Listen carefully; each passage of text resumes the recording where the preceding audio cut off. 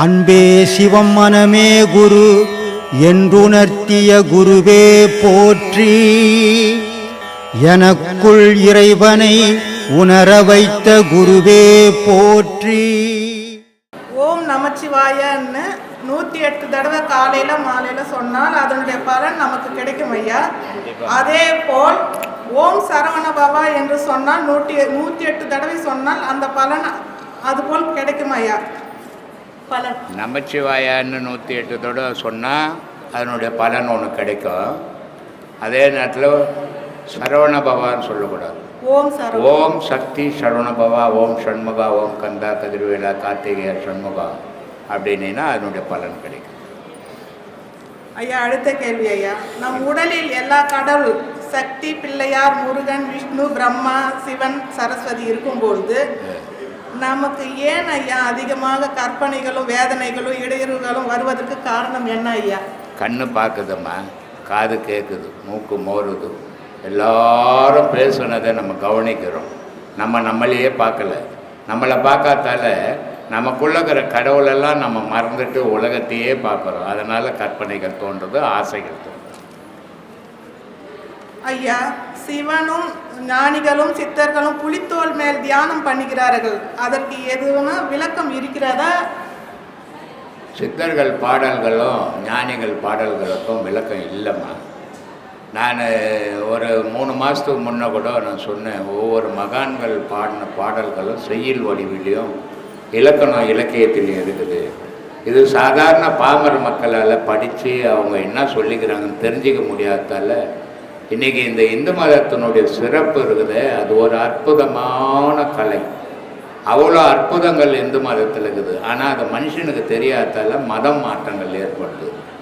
அதனால தான் சொன்னேன், கல்வெட்டில் இருக்கிற 4 மொழிகள் தெலுங்கு, கன்னடம், தமிழ், மலையாளம் 4 மொழிகளும் சேர்ந்தது தான் கல்வெட்டுகள் ஆதியில் பதிச்சுது. ஏன்னா அப்போ 4 ஸ்டேட்டும் ஒன்றா தான் இருந்தது. அந்த 4 மொழியில் சேர்ந்த கல்வெட்டை கூட பிரித்து தனித்தனியாக ஆக்கிட்டாங்க இன்றைக்கி. ஆனால் இந்த இலக்கணம் இலக்கியமாக செய்யுள் வடிவில் இருக்கிற இந்த பாடல்களையும் சரியாக தனித்தனியாக பிரித்து இந்த பாமர மக்கள் படிக்கிற மாதிரி இன்றைக்கி நிறைய படித்தவங்க இருக்கிறாங்க, பெரிய மேதைகள்லாம் இருக்கிறாங்க. அவங்கெல்லாம் அதுக்கு மொழிபெயர்த்து கொடுத்தாங்கன்னா எல்லா மக்களுக்கும் அது புரியும். அவங்க மகான்கள் என்ன சொன்னாங்கன்றதையும் தெரியும். 2வது, சித்தர்களினுடைய பாஷையில் எல்லா மறைப்பொருளை சொல்லியிருக்கிறதுக்கு காரணம் என்ன அப்படின்னா, இது மக்கள் தெரிஞ்சுக்கிறதுக்காக அவங்க எல்லா விஷயத்தையும் சொன்னாங்க. ஆனால் அதை என்ன ஆகிப்போச்சு, இன்றைக்கி பிழப்புக்காக உருவாக்கிக்கினாங்க. ஓப்பனாக சொல்லியிருந்தால் இன்னும் மோசமாக போயிருக்கும். ஆனால் மறைமுகமாக சொல்லியே இன்றைக்கி தொழிலாக போயிடுச்சு அது. அதனால் ஆதியிலே அவங்க மறைமுகமாக சொல்லியிருக்காங்கம்மா. அதுக்கு விளக்க உரைகள்லாம் அவ்வளோ கரெக்டாக எழுத முடியாது. ஏன்னா எந்த பாதையில் அவங்க சொல்லியிருக்கிறாங்களோ மகான்கள், நீ அந்த பாதையில் போகிறவங்களுக்கு தான் அதனுடைய பொருள் புரியும். அதை நீ படிப்பை வச்சு அதனுடைய பொருள் புரிய முடியாது, கஷ்டம் அது. இப்போ அது சொல்கிறாரு திருமூலர், மூலத்துவாரத்தில் இருட்டறை மூலையில் இருந்த கண்ணி குருட்டு கிழவன் கூடல் குறித்து குருட்டினை நீக்கி மருட்டி அவளை மனம் புரிந்தால் என்ன புரிஞ்சது? ஏதாவது புரிஞ்சுதா? இது அந்த பாதையில் போகிறவங்க தான் அதனுடைய பொருள் புரியும். இவர் எங்கே சொன்னார் இருட்டறைன்னு, எதை சொன்னார்? குருட்டு கிழவன் யாரை சொன்னார்? அந்த குருட்டு கிழவனோட இந்த இருட்டறையில் இருக்கிற கன்னி பொண்ணை போய் சேர்க்கணுன்றாரு. அது யார் அது சேர்க்கறது அப்படின்றது அந்த பாதையில் போகிறோம். படிச்சுட்டு அதை தெரிஞ்சிக்க முடியாது, கொஞ்சம் கடினம்தான்.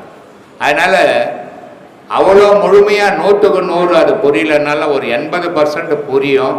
அதுக்காக படித்தவங்கெல்லாம் முயற்சி பண்ணி அதை செய்தாங்கன்னா இந்த மக்களுக்கு நல்லா இருக்கும். அதுதான் என்னுடைய வேண்டுகோள்மா. சொல்லுமா. அவர்கள் மகான்களெல்லாம் புலித்தோல் மேல் தியானம் பண்ணுவது எதற்காக ஐயா? ஏமா மகான்கள் சிவன் ஞானிகள் எல்லாரும் புலித்தோல் மேல் உட்கார்ந்து தியானம் பண்றாங்க இல்லைங்கய்யா? புலி மேலையா? புலித்தோல் புலித்தோல் கீழே போட்டு புலித்தோல் கீழே போட்டு தியானம் பண்றாங்க. அது புலித்தோல் மட்டும் போட்டு பண்றதில்ல, தர்பத்தை போட்டு தர்ப பாய் போட்டு பண்ணுவாங்க, மான் தோல் போட்டு பண்ணுவாங்க, புலித்தோல் போட்டு பண்ணுவாங்க. இந்த 3 பொருளையும் அந்த தியானத்துக்கு யூஸ் பண்ணுவாங்க. இதுக்கு காரணம் என்னென்னா புலித்தோல் போட்டு பண்ணும்போது அந்த வைராக்கியம் அந்த கோபம் வரும். அந்த தோல் மேலே உட்காந்து பழகினீன்னா அதனுடைய குணங்கள் உனக்கு வரும். அப்போ நீ அந்த ஞானத்தை அடையணுன்ற வைராக்கியம் வரும். அதுக்காக அந்த மகான்கள் நிறைய பேர் புலித்தோல் யூஸ் பண்ணாங்க. மான் தோல் எதுக்கு யூஸ் பண்ணாங்கன்னா ஞானத்தை சாந்தமான முறையில் அடையணும், அந்த சாந்தம் வரணுன்றதுக்காக மான் தோலை போட்டு உபயோகப்படுத்தினாங்க. உடல் உஷ்ணம் ஏறிடக்கூடாது, ஞானத்தை அடையணும் அப்படின்றதுக்காக தர்பையில் உட்காந்து பண்ணாங்கம்மா. இந்த மூணும் அதுக்காக பண்ணாங்க. நல்லா இருக்கும், சிறப்பாக இருக்கு சார்.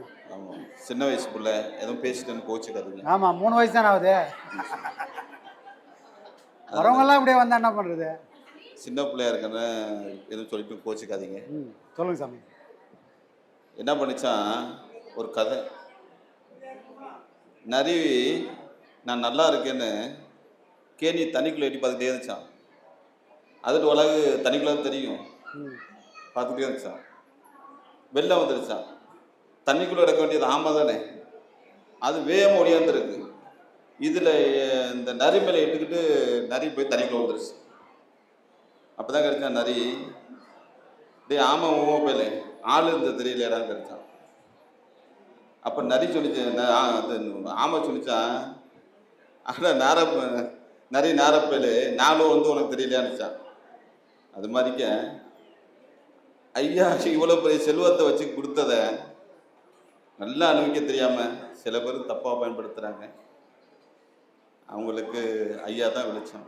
ஐயா ஒரு பொக்கிஷன் இன்னும் தெரியல, வேற ஒன்றும் இல்லை, அறியாமல் இருக்கிற கூட்டம் இருக்குதுங்க. ஆமாம் சார். ஐயப்பன் கோயிலுக்கு நான் மாலை போட்டு பஜனை போடுவேன். ஒரு 18 வருஷம் போயிருக்கேன். அதில் ஒரு பாட்டு ஒன்று பாடிருக்கேன். பொய்யின்றி மெய்யோடு நெய் கொண்டு போனால் ஐயனை நீ காணலாம், சபரியில் ஐயனை நீ காணலாம் அப்படின்னு பாட்டு பாடுவேன். அப்போ உண்மையா சத்தியமா இடுப்பில் இருக்கிற அம்பாலை மெய்யா கொண்டு போயிட்டு செலுத்தினோம்னா இறைவனை காணலாங்கிறது தெரியும். கண்டிப்பா மெய் இல்லாமல் ஞானம் சாத்தியம் கிடையாது. ஆமாம் சார். எங்கே காடு மலை கோயில் குளம் சுற்றினால் கூட உண்மை இல்லை சத்தியம் இல்லைன்னு சொன்னால் எதுவும் பலன் தராது. நம்ம ஐயப்பன் கோயில் போனாலும் தான், வீட்டில் உட்காந்து சாமி கும்பிட்டாலும் அதுதான், குருநாதரை சமாதியில் போய் கும்பிட்டாலும் அதுதான், மனசார வழிபட்டாலும் அதே தான். ஆனால் எல்லாத்துக்கும் பொருள் மனம் சுத்தமாக இருக்கும், அதில் பொய் வேஷம் இருக்கக்கூடாது. ஏன்னா மற்றவங்களுக்கு தெரியாது நம்ம யாருன்னு, ஆனால் நாம் யாருன்னு நமக்கு தெரியும். நல்லா நம்ம நல்லவங்களா கெட்டவங்களான்றது நமக்கு 100% நமக்கு தெரியும். அந்த நமக்கு நம்ம ஏதோ ஒரு பொருளை அதை வாட்ச் பண்ணதில்ல, அந்த பொருள் உன்ன மாதிரி உத்தமாக இல்லைன்னு அது சொல்கிற அளவுக்கு வாழ்ந்துட்டா அந்த மனம் சுத்தமான மனம். அது சொல்லணும், வெளியே வரவங்க சொல்ல முடியாது. வெளியே வரவங்க வெளியே போட்ட வேஷத்தை பார்த்து தான் சொல்ல முடியும். நல்ல விஷயங்களை பண்ணுறதை பார்த்தாங்கன்னா ஓ நல்லவர் பண்ணுவாங்க, இல்லை நான் செய்கிற கெட்டதை பார்த்தும்போது அவன் மோசமான பால் பண்ணுறாங்க. ஆனால் இதெல்லாம் ஒரு செயலே கிடையாது. உள்ளே இருக்கிற ஒரு பொருளுக்கு தெரியும் நீ உத்தமனா மோசமானவனான்றது அந்த பொருளுக்கு தெரியும். அது சொல்லணும். நீ நல்லவன் தான் சொல்லிச்சுன்னா அன்றைக்கே நம்ம வந்த வேலை முடிஞ்சு போச்சுன்னு அர்த்தம். சொல்லுங்க சார். பக்தி தான் எல்லாத்தையும் இழுத்து கொண்டு வருதுன்னு நான் தெரிஞ்சுக்கிட்டேன். எல்லா இறைவ பக்தியில் கடுமையாக தெரிஞ்சதுனால எல்லாரும் சேர்த்து கொண்டாந்து என்கிட்ட ஐயட்டா ஒப்படைச்சிருக்காங்க. நானாக இதில் வரல.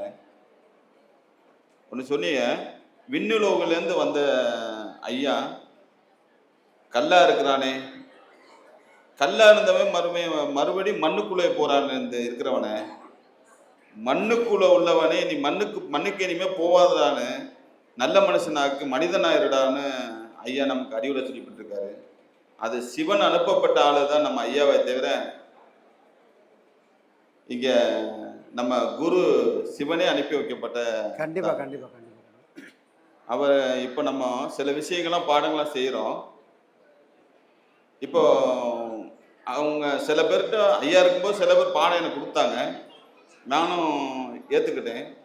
ஆனால் அவங்கள்ட்ட போய் இப்படி பாடம் வாங்கி இருக்குமேன்னு கொஞ்சம் வருத்தமாக இருந்துச்சு. சரி பண்ணுவோம் ஐயா, நீங்கள் சொன்னால்கிட்ட தான் செஞ்சோம், நீங்கள் தான் சாட்சி, நீங்கள் தான் செய்யணும்னு ஐயா வேண்டிக்கிட்டீங்க. அழிஞ்ச அந்த தெரியாத கலையெல்லாம் ஐயாவை நினைச்சு பண்ணோன்னா திரும்பி பண்ணி கொடுத்துட்டாரு. சரியா போகுது. அதனால யாரு செஞ்சாலும் நம்ம 6 பேரும் வருத்தப்பட தேவையில்லை. இதே முதல்ல அந்த பயம் வேணாம் சாமி. ஏன்னா இது யாருமே தனிப்பட்ட ஒருத்தரோட கலை கிடையாது. இந்த கலை மொத்தம் அதிபதி யாருன்னா நம்ம குருநாதர். அதனால் அவங்க கிட்ட வாங்கிட்டோமோ இவங்க கிட்ட வாங்கிட்டோமோன்னு யாருக்கும் எந்த விதமான பயமும் தேவையே இல்லை. அந்த பயத்தை முதல்ல விட்டுடுங்க. ஏன்னா இந்த கலைக்கு அதிபதி நம்ம குருநாதர். நீங்கள் கலை வாங்கினதுக்கப்புறம் முழு பொறுப்பையும் அவர் ஏற்றுப்பார். உங்களுக்கு ஏதாவது சந்தேகமாக இருந்தால் அதை தீர்க்க வேண்டிய கடமை எங்ககிட்ட இருக்குது. அதனால் பயமே வேணாம், என்ன ஆகுமோ ஏதாகுமோன்னு குருநாதர் கண்டிப்பாக உங்களை வழி நடத்துவார். அதனால் பயத்துலேருந்து வெளியே. ஏன்னா இப்போ எல்லாருக்குமே அந்த பயம் வந்துச்சு. யார்கிட்ட வாங்கினோம், இவனுக்கிட்டே நம்ம பாடம் வாங்கினோன்ற அந்த பயம் வந்ததுனால சரி ஃபஸ்ட்லேருந்து வாங்கிடலாமோ, ஏற்கனவே 4 வருஷம் ஆச்சு 5 வருஷம் ஆச்சு, திரும்பவும் நம்ம ஃபஸ்ட்லேருந்து வரணும். பாடம் பண்ணுங்க. பாடம் பண்ணும்போது வரக்கூடிய சந்தேகங்களை கேட்டு தெளிவுபடுத்திங்க. கேட்டு தெளிவுபடுத்தின உடனே யாரை பற்றியும் பயம் வேணாம். நம்ம கரெக்டாக போகிறோமா இல்லையான்றது நீங்கள் நம்ம ஆசிரமம் சார்ந்து நீங்கள் பாடம் வாங்கிட்டீங்கன்னா உங்களுக்கு அந்த எல்லா விதமான சந்தேகம் தீர்க்க வேண்டியது எங்களுடைய கடமை. நீங்கள் யார்கிட்ட பாடம் வாங்கியிருந்தாலும் இப்போ 2 வருஷமாக அங்கே பேசின்னு இருந்தோம், பாடம் அவங்க தான் கொடுத்துருந்தாங்க. ஆனாலும் இவ்வளோ நாளாக சந்தேகம் யார் தீர்த்துருந்தோம், நம்ம தான் தீர்த்துருந்தோம். அதனால் எந்த விதமான அச்சமும் வேண்டாம். பாடம் வாங்கிடுமே திரும்ப பாடம் வாங்கலாமான்ற கேள்விகளே வேண்டாம். எந்த விதமான சந்தேகம் வந்தாலும் கேளுங்க. அதை நிவர்த்தி பண்ணி சரி பண்ண கொடுக்க வேண்டிய பொறுப்பு எங்களுடைய பொறுப்பு. சரிங்களா? தைரியமாக இருங்க. நம்ம யார்கிட்ட பாடம் வாங்கணும்லாம் இல்லை. நம்ம குருடன், செவுடன், நொண்டி, குடிகாரன் எல்லா வேலையிலும் தெரிஞ்சுட்டு நம்ம வந்திருக்கோம். நம்ம பாடம் சொல்லி கொடுக்குறவன் அவன் குருடனோ செவுடனோ அது நமக்கு கொடுத்த பாடத்தை நம்ம பாடம் செஞ்சோம்னா நம்ம மனிதனாக மாறிடுவோம். அவன் குருடனாக இருந்துட்டு போகிறான், யாராக இருந்தும் யாருன்னு நான் குறிப்பிட்டு சொல்லலை. நமக்கு கொடுத்த நம்ம பாடத்தை பண்ணி நம்ம அதுலேருந்து வெளியே வந்துட்டோம். யாரையுமே நம்ம சொல்ல வேண்டியதில்லை. நம்ம செய்கிற பாடத்தை திறம்பட செஞ்சால் கண்டிப்பாக நம்ம ஒரு மனிதனாகலாம். கண்டிப்பாக நான் ஆகியிருக்கேன், எல்லாரும் ஆயிட்டாங்க. நான் ஆகியிருக்கேன். எனக்கு நானே சொல்லணும், நான் பட்ட சிரமத்துக்கெலாம் நான் இப்படி உட்காந்து பேசுகிறேன்லாம் நான் சொல்ல முடியாது.